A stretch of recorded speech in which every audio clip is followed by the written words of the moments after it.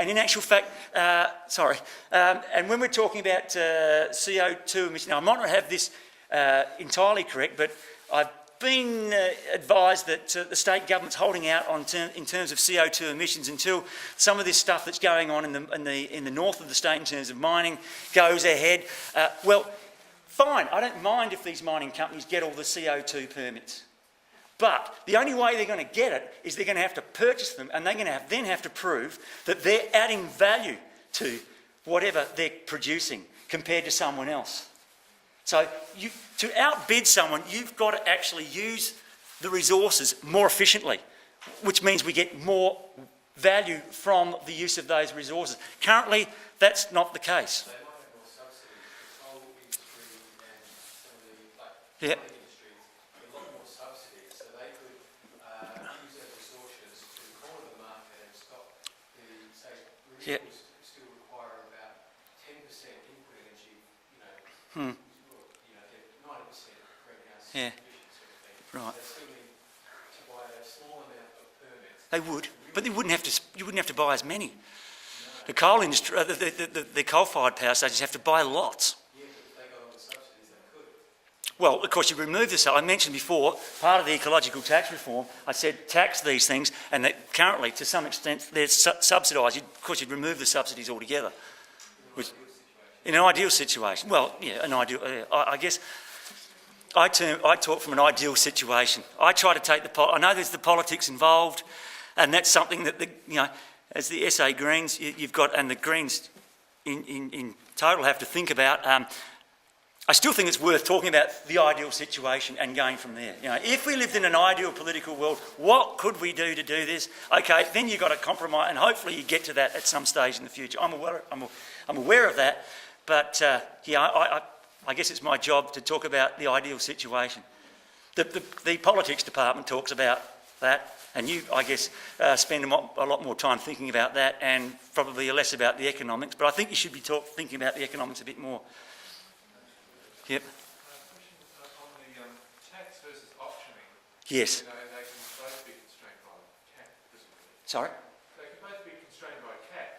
You've got one bureaucrat setting a tax rate because Yep. they've only got so many permits that they can sell in a given year. Yep. And they have a pool, and they Yep. try not to run out of the pool for that year. Anyway, Okay. So it's not choosing between tax and cap, it's choosing between the tax and an auctioning system. Yes. To determine the price of the permit. Oh yes. Yeah. Okay, then how do you eliminate speculation and price variability in an auctioning system so that you don't end up, you could end up where on the tax system you have one bureaucrat setting the price. On the auctioning system you have 100 financial advisors telling you, when to buy and sell your permits in this Sure. No. market. Yeah, well, you could try and spec, but the thing is, if you go into the auctioning process and your demand is high, you'll force the price up and you have to pay a lot more for these permits. If you end up paying a lot for these permits are only of value to you if say the rights to water, if you use the water for some useful purpose, that is to produce something that requires water that gives you some return. And if you've paid too much for them, you either, when you ask for at least that amount from someone else who all of a sudden halfway through the year thinks, I haven't got enough water, you're going to have to perhaps lower the price that you sell them at, so you could lose out there. Or you get caught with these permits at the end of the year. It's not really a form of wealth. It's not like something that can be redeemed at any stage in the future as cash. You cannot go back to the government authority and say, look, I bought too many permits, could I have my cash back, please? Once you've bought them, that's it. I think is actually proposing that. He is. That they should be auctioned. Yeah, I saw that on the TV the other night. Yeah, Ross Garnaut is arguing that if we have a carbon trading system in Australia, that they not be given away, that they be auctioned off, because then they become very valuable. Yeah. Yes. Well, yes.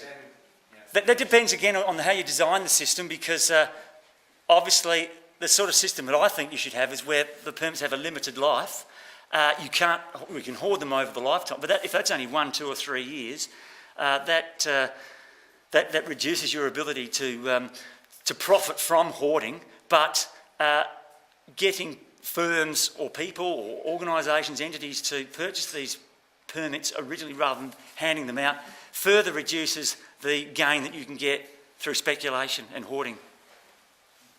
Yeah. If you have a cap for a year, Yeah. and it's firm, it says calendar year, you could run out on Yeah. the 20th of December and everyone has lousy Christmas because there's no Okay. electricity.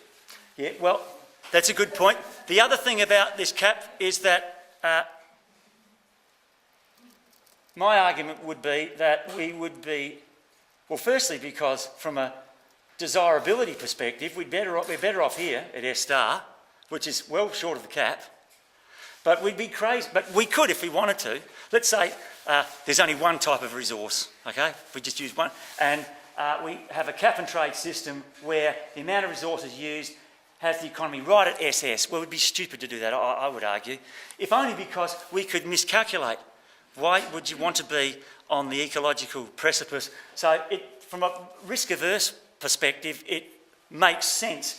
If you've worked out that that's the maximum amount of resources leading to economy of that size, of the maximum amount you should auction, then perhaps halve it or auction off 75% of that, just to give you some room in case you've made a mistake.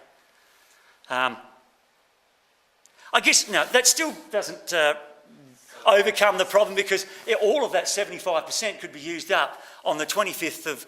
Well, It'll get very expensive in December. I'll have to think about that one. I'm sure there's a way out of that. It's Yeah. highly volatile. The tax is actually tax based on the cap Yep. is for stability, economic stability. Yes. Would be very much against all private interests to, by October, hit that limit. And then they've got complete dysfunctionality in terms of their business. If they ran out of their water permit at that point, I mean, they're not all going to collectively do that.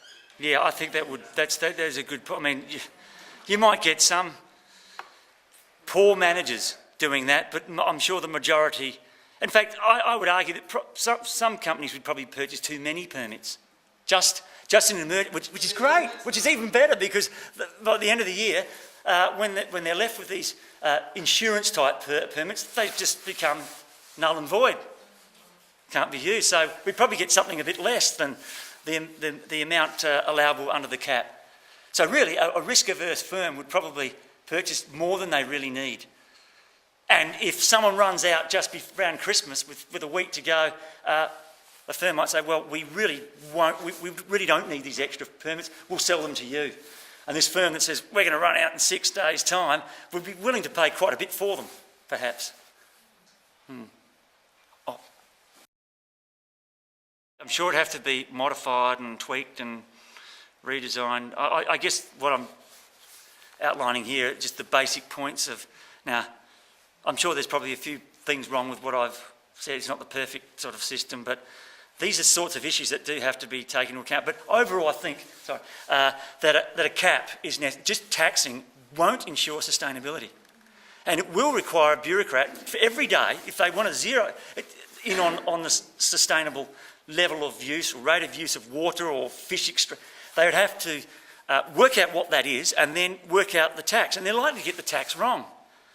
With the cap, you can get that wrong as well, miscalculate a sustainable rate of extraction. But that doesn't make the cap and trade system any worse than the tax system. All right? If you set the cap and you get it right, you've got sustainability, full stop. Get it right, but set the wrong tax, you still don't get it. So the same bureaucrat could miss the sustainability target by using a tax rather than a cap and trade system.